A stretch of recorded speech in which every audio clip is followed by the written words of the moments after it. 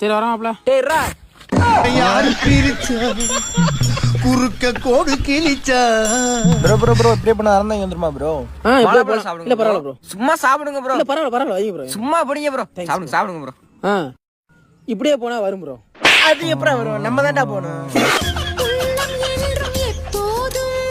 வரண்டா தம்பி.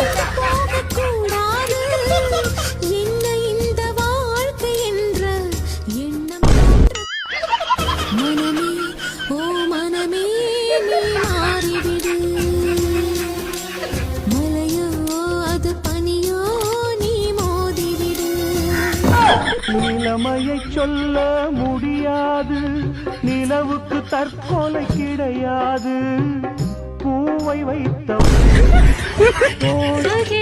தண்ணியில உரசி விட்டேன்